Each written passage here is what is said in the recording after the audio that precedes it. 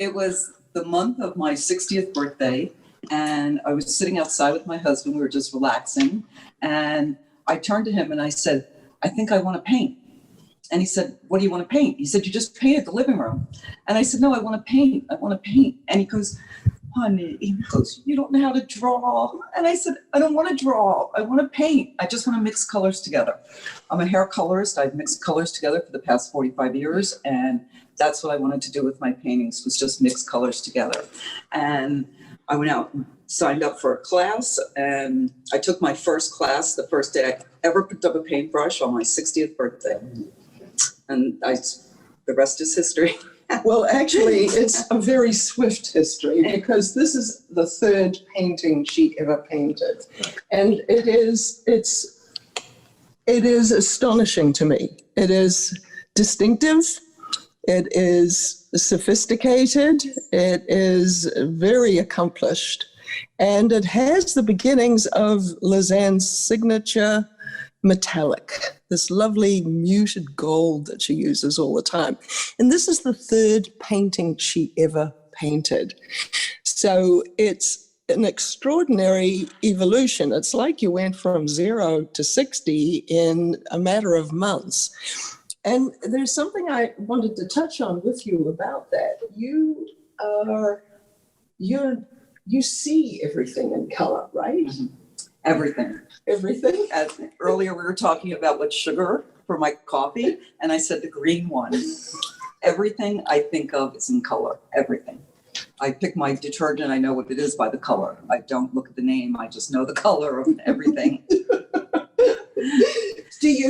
Are you one of those, and I forget what it's called, someone will come up with a name, where when you think of days of the week, for instance, mm-hmm. or numbers, do you see them in color? No, I don't. That's interesting. I don't think of the days of the week. Every day is that day. I live in the moment. Well, I don't plan. I don't. And so that's also accounts for something else about this particular painting, which to me is remarkable that this would be early on in your so far very brief painting career, is that it is so very.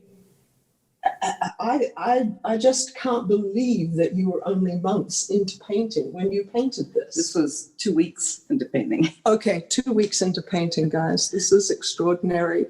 It is. It's bold. It's there's no hesitation in it. It's absolutely gorgeous, and it's square. We discussed this.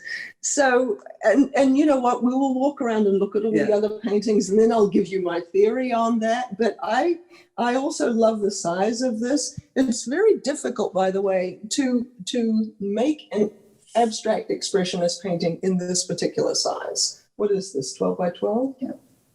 12 by 12. Most abstract expressionist paintings are much, much larger. And I'm not sure why that is. It's easier. It is harder to do a small one than to do a large one. I would think, definitely. And yet this holds its own 2 weeks in. So why is it easier to do a large one? When because you want to put so much into the painting, and when you have such a small area, it's hard to fit it all in. If you have an 8-foot painting, you can go to town and put whatever you want in. This, you have to be very careful. You've got to add just what you want and not too much. So it's restrained as well as spontaneous. Two things which is almost an oxymoron, a restrained, spontaneous painting, but it is. And it's a very clever little painting. It holds its own. And I saw this on Lisanne's wall. Was it right after you'd started? Yeah. And I was like, where did you get that? Who painted that? And she goes, I did. And it was news to me. I didn't know you painted. I had no idea, but look at it. It's amazing. So we're going to go and look over at Lisanne, and probably, this isn't my favorite, but it's close to being my favorite. This is Lisanne's favorite painting. This is one of my favorites. So what is this called? This one is Serenity. And I named it Serenity because it just, when I look at this painting, it makes me calm. The background is just so, you have to go into it and look at all the different colors in the background. How did you do that? I would paint one color and then scrape it off, and with a scrub brush, and then paint another color and scrub it off, and then paint another color and scrub it off. So I came up with all these different colors that come through. They're not put on top. They're all coming from underneath the gold. Oh, it's really profound. It adds a complexity to it, which at first thought, first sight, you look at it and yes, it's lovely, but then you get up close. And then on top of it are these fabulous shapes, these beautiful round shapes. And okay, it's trade secrets, but how did you do that?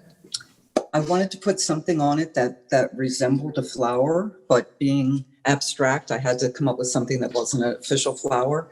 And I had gloves on, and I took off one of my gloves and I blew it up and tied it in a knot. And I put paint, I dripped circles of the paint, and I just dipped the glove in it. What? And then I would rinse off the glove and do another circle and dip the glove in it.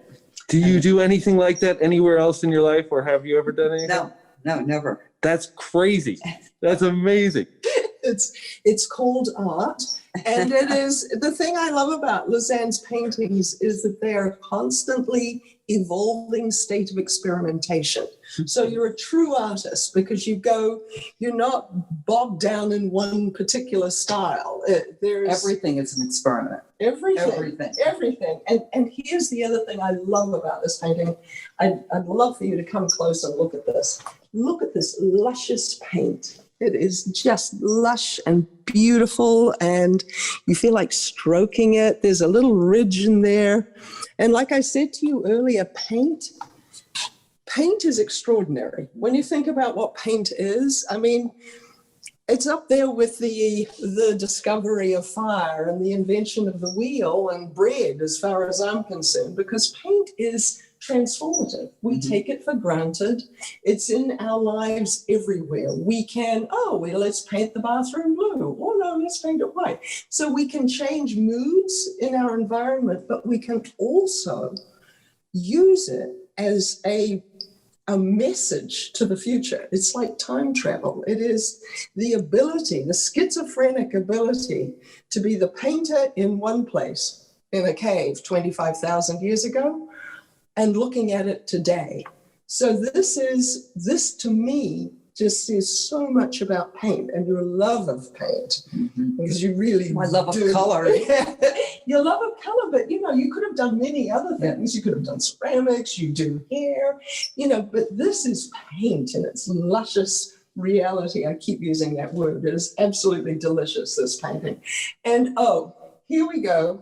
This is what happens when you love color and you wear the same apron for 5 years. This is the apron I wore the first day of my first class, and I paint with it every single day. And it shows. It can pretty much stand up by itself. It's rigid with paint.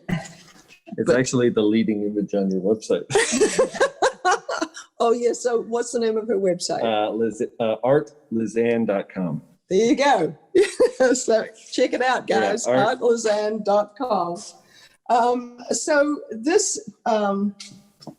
was one of the first that you did with that deeply profound metallic background. And we're going to jump ahead to almost the present day now to see how that evolved. And here, I'm just going to turn this a little bit. I'll be the shadow. If you can look at these paintings are two in a series. What is the name of the series? Seclusion series. Seclusion series. These were painted during the lockdown.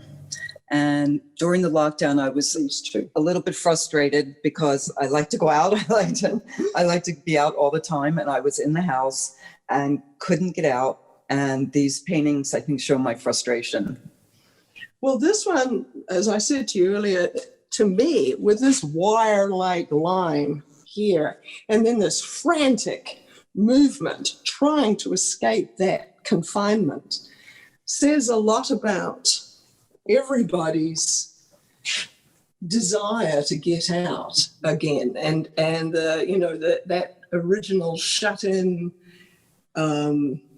like it got really old after the first week, and this is how you handled it. I am what you are looking at in the other one is called flying, and it's supposed to be an airplane, abstract airplane, because I wanted to go somewhere, and so I was painting my own airplane to get me out. But you usually spend summers in Austria. And that I'm going to ask you about that, because the Austrian painters that, the famous ones, Gustav Klimt most notably, and Richter, painted using a lot of gold. Yeah, Richter's German. Oh, Richter's German, do excuse me. But used a lot of gold and metallic finishes. Do you think that somewhere in the back of your mind that you were influenced by them? I do, because my husband's father, would take us to museums every single time we came. We would go to every museum over and over, and I learned a lot, because I didn't go to museums as a child, and that was my first introduction to art, actually. And Peter is Austrian, right? Yes, was born in Austria. Vienna. Yeah. Oh, wonderful. So this was all in Vienna. We went to every museum. So it's very interesting then that you chose this when you were locked up and couldn't go there, that, there's the haunting background of, the platinum, the great gold masterpieces, with this desperate, confined black and white and the streak of red, which is anger, as well as an airline, pretty much every airline. And it speaks very loudly. I'm wondering, if the lockdown, the pandemic itself, won't be like a flowering of all sorts of creativity. Yeah. Oh, yeah. Yeah. There's a million artists are home now, and God knows what they're all doing. Well, I'm sure it's not their normal work. Because when you're in a lot, you have a completely different feeling. Mm-hmm. Everything I do, it's the feeling that I have that day. And the lockdown was such a confining, pressing on me feeling. And I can't wait for it to be over. Well, everything will be at bright colors again. But these have their place. Yes. This is a definite expression of the zeitgeist now, what is going on now. And as such, I think it is, this is very, very revealing. If you wanted, this particularly, to me, says the frustration of confinement. Just this fracturing in the middle, to me, was like trying to get out, trying to go somewhere, and being in the middle and just going, I can't get out. Mm-hmm, mm-hmm. I see that. Yeah. It's an extraordinary piece. There are others in the series, right? And 5 have sold already. Which just goes to show you we want to hang on to our misery, or at least be reminded of it. Then these also, which are earlier, right? These are 2018. And so tell me a little bit about how you work. Well, this one I did. Well, when I started painting, the first thing I do, I have a blank white canvas, and I have to decide if I want to keep it white or if I want to put on my signature color platinum. So once I decide that, then I go. So I decided on the platinum base for this one. I paint the platinum first, and then I go through my colors, and I pick out 3 colors that I really like. And at that moment, is how I feel at that moment.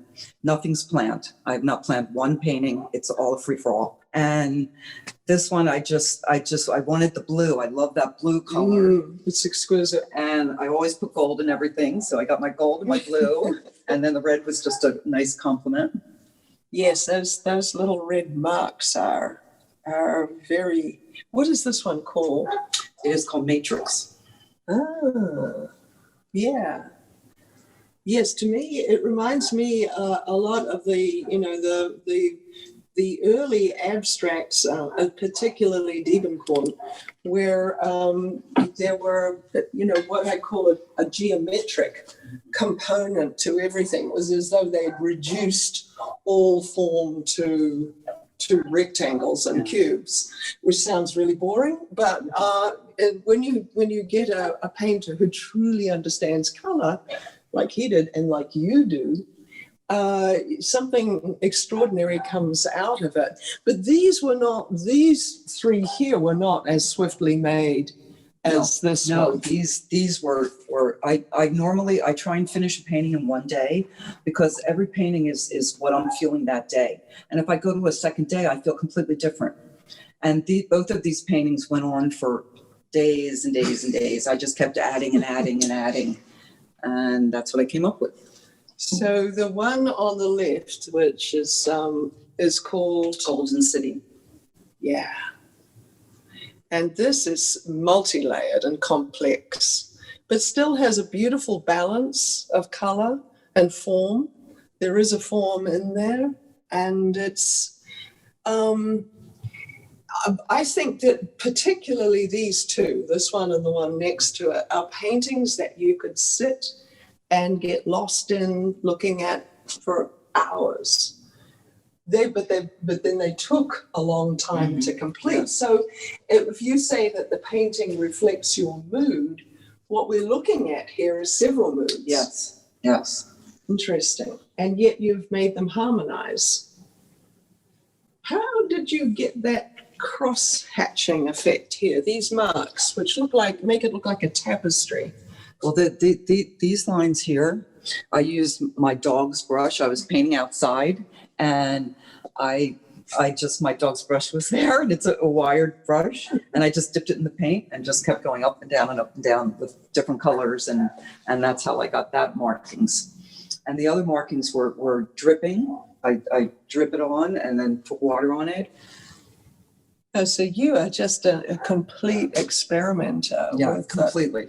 It is. I pick up whatever. Most of my things that I don't really use brushes. I go to Home Depot and I buy everything at Home Depot. I go up and down the aisles and I go, oh, this looks really cool. And I did a whole painting with mastic that they use for bathroom floors, and it gave it so much texture. It's amazing. And so I go up and down, and I go to Pep Boys, and I go up and down the aisles, and that's what I work with, are these things I find there. Do you ever tell them, like at Pep Boys, like, oh, what do you, they ask you, like, do they ever engage you and then you explain? Well, I have one, I talked to one guy and I said, I need a scraper, but I didn't want a traditional art one. And so he showed me what they use for cars when they're molding the car. And they're amazing. The paint washes right off, and I use those now all the time. So he knows what you're doing. Yeah. Does he think I told him. Does he think you're crazy, do you think? Yeah. Yeah. But I'd rather do it with something else than a brush. Wow. I think it's so much more fun to me to look around and go, oh, that, like the dog brush. When I found the dog brush, I was like, and I use anything and everything around the house. I walk around and I just find something and I use it. I found this old broom that my son used to have when he was a little boy, and I just dipped it in the paint and it made the best marks. It's amazing. Do you ever experiment with the medium, or is it just strictly paint? Yeah, I'm going more. I change all the time. That is the one thing that people, when I first started, they said you have to have one look so they can go, that's a Lisanne. And I said, but I get bored really easy. I don't want to do one look. So that's why my looks are, I have this, I have that, and I change constantly. Yes. Constantly. I've noticed that. And quite frankly, it is the mark of a true artist, as I said, to be constantly changing. You can't be pinned down. One look, I know, I get bored. Yes, exactly. Yes, but also, there's a reason why you don't paint with a paintbrush, right? Which is...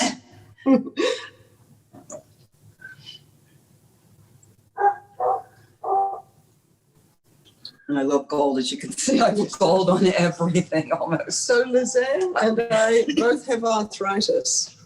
And so I have a hard time holding on to a skinny brush. Yes, exactly. So I have to find things that I can use that are bigger and that I can maneuver.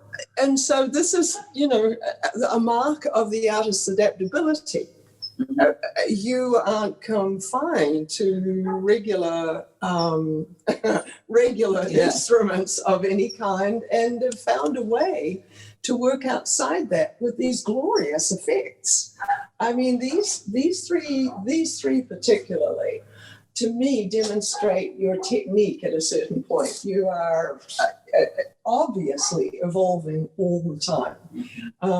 But these are just amazing. This reminds me very much of Deep Space. I don't know why.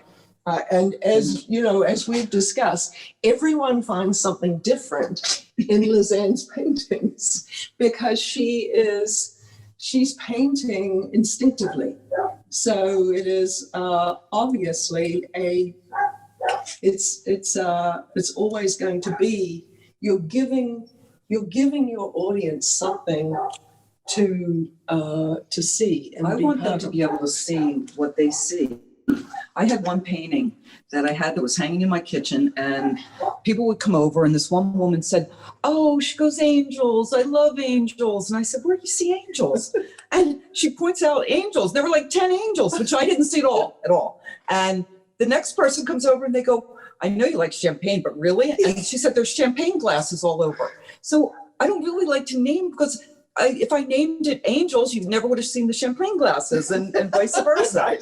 So a lot of them were just unnamed, untitled, because I want people to see whatever they see, because everybody sees something different. Yes, they do. The Rorschach test. The Rorschach test. It is. Yeah. It's a Rorschach test of ability. Well, speaking of that, and these two paintings aren't here. I mean, you're generally a happy person. Oh yeah, An extremely. optimist. You would characterize yourself as an optimist. But we talked about how you were painting right after your surgery, and tell the story. Okay, I had knee surgery, and I was fine half the day. By the end of the day, my knee hurt so bad. So I start painting, and I always pick out my 3 colors. So I have my 3 colors, and I paint 2 paintings at the same time. Why do you do that? Because the paint has to dry, and I get bored. I have to have something to do all the time. And so with this painting, I had to do something. I had to have that. I don't know. It's so hard. But the painting itself, the difference between the painting in the morning and the painting in the afternoon is extraordinary. And the difference is pain. The one in the morning was my knee didn't hurt, so it was all happy and same colors, and it's darker, same colors exactly, but it's darker and it's more intense and it's more and if you look at them, you see one is no pain and one is pain. Wow. And it's very visible on the paintings, even though they're exact same colors. So would you say then that the feeling, the physical feeling, was intruding on? Yes. Painting is a meditative state, yes. Right? We both agree on this. It's something that you can do that takes you out of the world that you're in, right? I don't like to have music on when I'm painting. I get in a zone, and I don't even like when the phone rings. I like to have 3 or 4 hours of just nonstop painting, and it works for me. And I'm so into it that I don't hear people around me. And I get into it, and that's it until I'm done. I'll go till midnight if I have to finish it, because I like to finish them in one day if possible. It's not always possible, as these show, but most of them I do. And it takes hours, but I do, because it's how I feel that day. The next day I'm going to feel different. So to me, it's not the same painting. Yeah, it isn't the same painting. These are, as we pointed out, 2 or 3 paintings within one. But you know, the thing about you're a woman artist, and for literally generation upon generation, most artists that were recognized were men. Mm-hmm. And they still are. Yes, this is true. But it's coming up. It's coming finally. But would you say then that, most women don't have, 4, 6, 8 hours? Yeah, exactly. To spend working on a painting. Yeah. So how do you see this changing? I mean, this is... Oh, it's changing. It's already. I mean, look at Marilyn Minter, and yes, there's a ton of women. Yes, exactly. That are out now and are doing amazing work. Absolutely amazing. I'm constantly looking at women artists, and they're so incredible now. But they wouldn't even have put them out. Their paintings wouldn't have been shown anywhere. No, exactly. And so this is what I love. I'm going to say this about the pandemic, is that, normally for an artist show, you'd have a show, you'd invite a whole bunch of people, they'd all come and they'd get a glass of wine and maybe something to eat, and they'd talk to each other and they wouldn't look at the paintings. So what this does is enables us to see your work and see, your evolution, and also just get a good close look at what female artists are capable of. I don't like to genderize things, but I just did, and I'm sorry about that. I'm going to go now to this painting here, which is the as far as I can say, one of the two of my favorites in this show. Tell us a wee bit about this, because it's got an extraordinary texture. It's called Snow, and it's to me it's a Japanese forest. Oh, you like Japanese I art. like Japanese. Whenever if I look at 10 separate artists, and I always go first to the one that has some kind of Japanese flair to it. I find it calming. Yes, it's true. And it's just so beautiful. The brush strokes are so beautiful, and it's not easy. One of my friends, Cindy Horn, gave me sumi brushes from Japan, and I was so thrilled. And I've been practicing. It takes practice. Yes. Yes.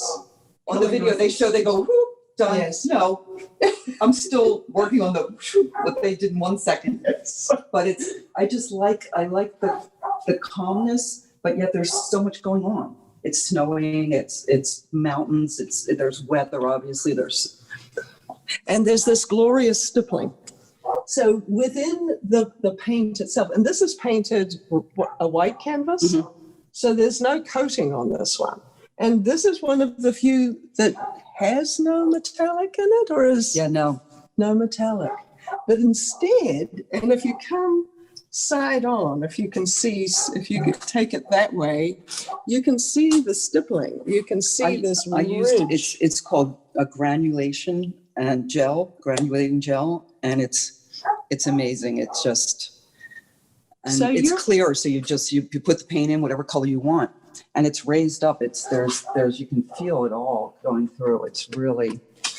Which does take it out of the realm of the Japanese. I mean, they truly are minimalist and wonderful, but I don't think it would ever occur to them. I like texture. I put texture in everything. Yeah. Yeah. Well, obviously over here with the dog brush, but this for me is just an amazing painting.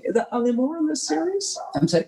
Are there more in this series? This is the only one, dudes. This is a lovely, lovely painting, and it is a square. A square. I love squares. So what I see in your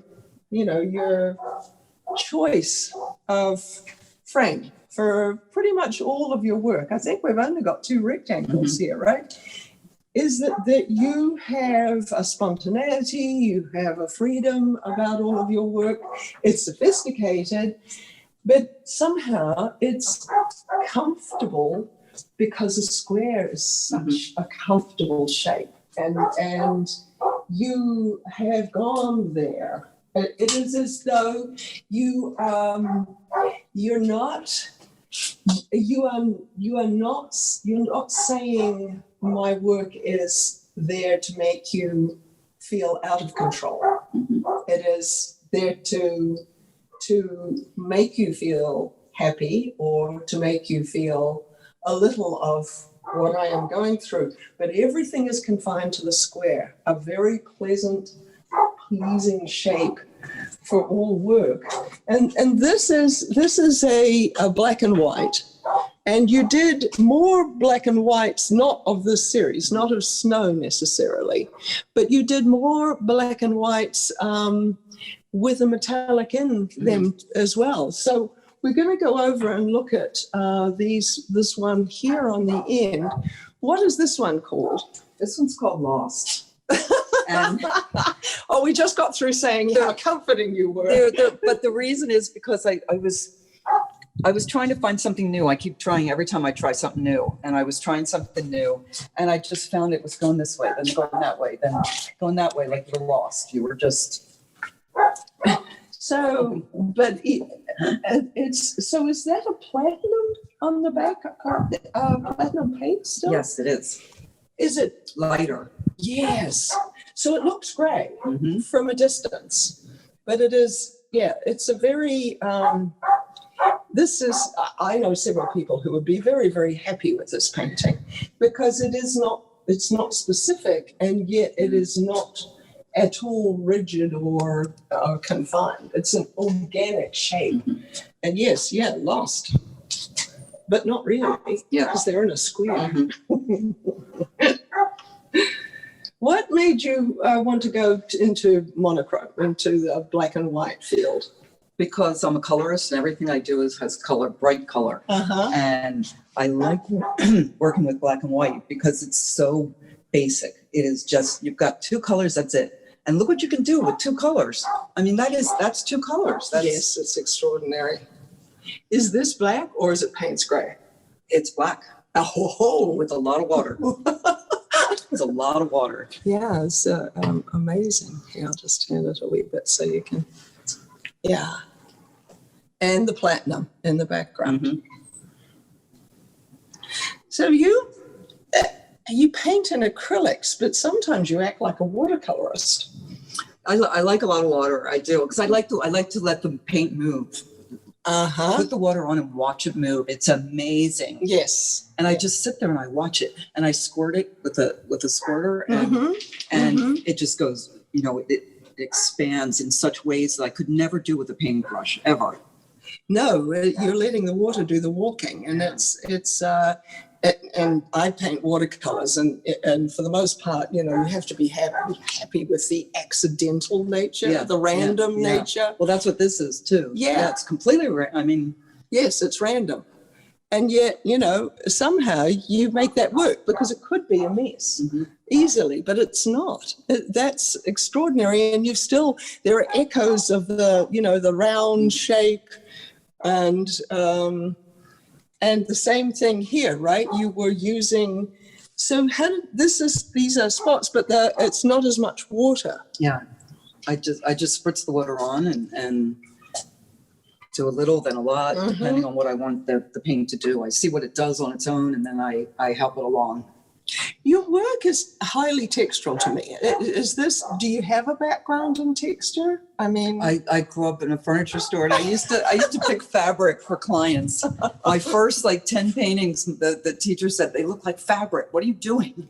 really? And yeah, so my eye was trained in fabric colors. To me, that's immensely satisfying. So tell me a little bit about your art teacher. It sounds like he doesn't really approve of what you are doing. No, he's trying to get me to do more. So the first painting he told me to, I had never painted before, never picked up a brush in my life, and he told me just to make 5 marks with black paint. So I made 5, just a whoosh here, a whoosh there, a triangle, and then he said, I want you to pick 3 different colors and put more marks on. So I picked 3 different colors, and he comes over to me and he goes, I thought I said to pick 3 different colors. And I said, I did. And what I chose was a bright cherry red, a rusty orangey red, and then a bright burgundy red. To me, those are 3 completely different colors. So I think he was shocked because he knew it was my first day ever having an art class. And since kindergarten, my only art class was in kindergarten before that. And so he kept, I would be painting and I would go to class once a week, and everybody would just paint. He would walk around and help you out if you needed help. So I would say, this needs something, and he'd go, a little black. And he would say that every time. One time I said, I need something. I said, and if you say a little black, and he goes, a little Payne's gray, which is dark blue, it's One of my favorite colors. He helped me so much. He directed me. How long ago was that? That I started 5 years ago. Wow. On the day of my 60th birthday. Is he His still name's your? David Lloyd. Yeah, he's a great teacher, David. Does he still teach you? I'm sorry? Or is he still your teacher? No, because it was Brentwood Art School and they closed because of the pandemic. Yeah, no, that's tragic. I went past it the other day and it was closed. It's so sad. So this is This is called gravity. Because I think it sucks you in, like gravity sucks you in, Right. but then gravity, everything's going down. So gravity's Right. pulling it all down. yeah. And that I was just experimenting with black and white and water. It's so much water on there. Well, and as I was saying before, no one ever thinks that of acrylics as watercolors. Mm-hmm. They, think of watercolor, and then they think of acrylics as being, you don't mix it, you don't dilute an acrylic paint. It's kind of analogous to. It's like things like this you can't paint. It's like just the way this came out. It's so, the edges are just what the water does. I think like this. I think it's fascinating, these edges here. But you kind of have to know when to stop with that too. Mm-hmm. I mean, yes, it's extraordinary. You've let it be though. I mean, when do you know? When do you know to stop? You just know. It took me 6 months to learn. Really? Yeah. I just don't think I still know. You get a feeling. I think you just get a feeling. Yeah. Well, this one has hidden depths, as most of your black and white paintings, which aren't truly black and white, do. But speaking of hidden depths, we've got these two glorious These pieces are called here. Blossoms 1 and 2. And I was in a really good mood. I was really happy. It was one of those sunny days. I was outside and I took my rubber glove off and blew it up and made my flowers all around. They remind me of galaxies. They're so lovely. They really are. And is this black? It's Payne's Gray. This is Payne's Gray. Yeah. Yes. It's one of my favorite colors, Payne's Gray. Yeah, I have a weakness for it myself because, if you dilute it enough, it becomes blue. I know. And It is a blue. it is a blue, Yeah, technically, yeah. yes. I don't quite know why it's called Payne's Gray. I know. There's a lot of reasons for the names of paint. But see, think about it. Think how paint itself has evolved. Mhm. Because once upon a time, painters used to have to mix their own colors, their own pigments, find their own mediums, make it work. Just be their own chemists, Mhm. as it were. And so, it's extraordinary now that we have paint like this. We can do this sort of Yeah. thing. It's amazing. I always think that if Goya and Rubens and especially Rembrandt had access to acrylics, they'd have used them all the time. Oil takes too long to dry. I'm too impatient. Yes, exactly. I stand there, I paint, and I have blow dryers and a heater, and I go. I need to keep moving up. The first time I saw someone do that with a watercolor, I was outraged. I was like, what? No, but it's fun because you can blow the water around too. You can, Yes. it's. You can create patterns. Yeah. You have to be very, very comfortable with the medium to do that, though. Mhm. This is not something, See, I don't know about being comfortable or not because everything I do, I wing it. Wow. I just start in the morning and I just pick 3 colors and go. And whatever ends up, it ends up. And So why 3 colors? I mean, that's the other thing. It's yeah, I don't know. Why? Maybe because that first class he said pick 3 colors. Oh, wow. Oh, I just thought of that. Maybe that's why. I always pick 3 and start with that. And it works. It really does work. It's amazing. These are rules that you have laid out for yourself, Mhm. but obviously they're the springboard that lets you be spontaneous with all your work. I think I can be spontaneous because I don't have any art background. So I don't know the rules. Yes. Somebody was telling me that you have to, that something has to touch an edge at all times. And I said, why? And they go, because that's the rule. And I go, but why? Why? So why should it? So I did a whole series of nothing touched the edge. I have a whole, and then the what is it? 80-20 rule. If you have 80% of a cool color, you have to have 20% of a warm color. And I said, why? So I did this whole series of all cool colors. Just to try, just to see why. And if you think about why do you have to have rules? Yes, Art is exactly. not about rules at all. No. It's a free-for-all. It is your expression. It's my expression coming out, what I'm feeling at that moment. And that's what it is. There are no rules are going to tell me how to feel at that I moment. agree. And I don't want to be caged in like that with rules. No. So it's good I don't know them. It makes it easy. Ignorance is bliss. Yes. But you know, the thing that, and I've said this before on our gallery shows, the thing for you as an artist particularly, Robert Hughes, the Australian art critic, said that art existed to give meaning to feeling.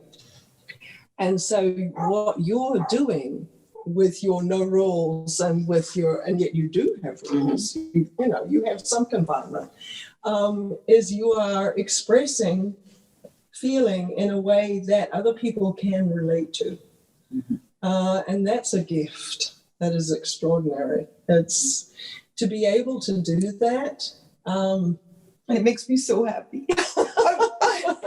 I'm just saying, every time I paint, literally every time I paint, I'm in the middle and I do like one thing and I go, and my whole being goes, I love doing this. I just love doing this. When I'm in class, sometime I'll go, I love painting. And the whole class just goes, okay. And I'm like, no, I love painting. And it shows. And it shows actually probably best of all in this, which is my favorite of your paintings. And this is called Anemone, and it's under the sea. And it's all done with tons of water. This I almost got kicked out of it. There is more water was poured on that. Buckets of water were poured on that. But look what happens. You have to let the water move the paint. It's so cool, and to just sit and watch it is so cool. Yes, amazing. This is more like a watercolor than any acrylic I've ever seen, and yet it has that.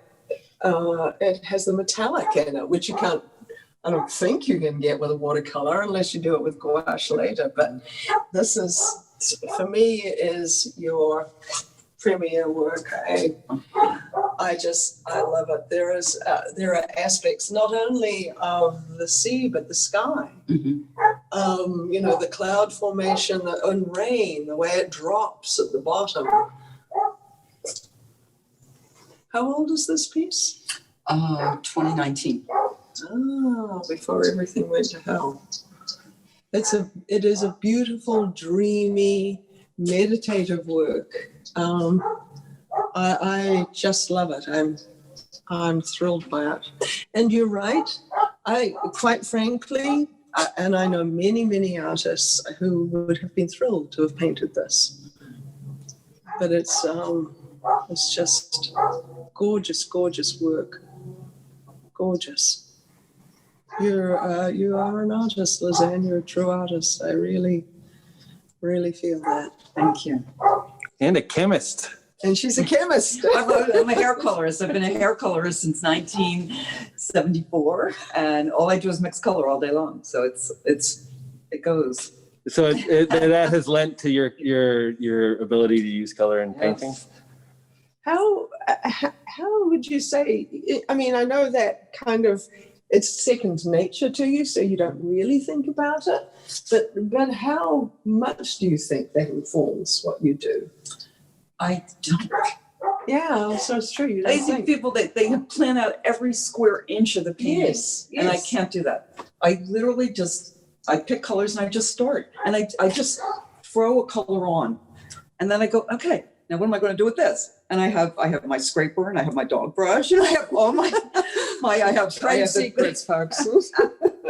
And I just start moving the paint around with all my utensils and whatever. And then I move it around until I think it looks Yes, but pretty. you do realize that, you know, most people would end up with the dog's breakfast if they did that. So this is, you know, this body of work, and this is, we call this show Quintessence because I wanted to show a little of all of your work. So it is the peak, it is the quintessence, the essential of your work over the last 5 years. And I can't wait to see what you do with the next 5 years. This part of it has been amazing. It has really, and I see you regularly once a month, and you've always got something new going on, and I'm always astonished and very, very pleased. So, you know, congratulations. I think these are amazing. They truly are amazing. And I love doing it. The best. It makes me so happy. You are so lucky to be a happy person and to be doing something that makes you happy, that makes other people happy. It's a gift. It really is. And in the pandemic, when gifts are few and far between, this is amazing. This is extraordinary. Hi, Lisanne, your work is amazing. Thank you. I really enjoyed hearing about your process and the 3 colors. That's just so fascinating. I love the way you approach your work, and it just has so much feeling. It really holds a lot. It's great to look at, and you can just fall deeper and deeper into all your pieces. You really, thank you. it's hard to believe you just started a handful of years ago. Thanks, Kathy. Kathy is a site rep here and is also a painter in her own right and an artist. So she knows what she's talking about. Yeah, that's Thank great. you. Ethan and Dean, what do you think of your mom's work? It's great. I love seeing it up on show. It's wonderful. It is incredible. I had no idea you had this kind of background and this thought that went into it. It's amazing. Yes, she does. She's a many-faceted woman. Yeah, my favorite paintings of hers are the blue ones that she makes, where blue is one of the main colors. Oh, you like your dad. Red stripes. All the ones that we have of hers are the blue ones. Really? Yes, they're my favorite. So you're like Peter. Peter likes the It's blue. a good color, I gotta It's say. a good color. And when color's so important, then you latch onto the one where the colors you like are the best. I agree. I think this is why the last one that we looked at, Anemone, appeals most to me, because I love green. And that's the dreamiest green turning into blue that I've ever seen. It does remind me of the ocean, especially not the tropical ocean. Yeah. I have a question. How many pieces have you done? All total, would you say? 150. Oh, wow. I know. Very prolific. Because I'd like to finish them in one day, and I will work hours and hours and hours to finish it. But I try to finish it in one day so I can keep the mood I'm in. So I have Do a lot. you feel that this show is a good representation of all your work, of those 150 pieces? Yes. I curated it. Yes,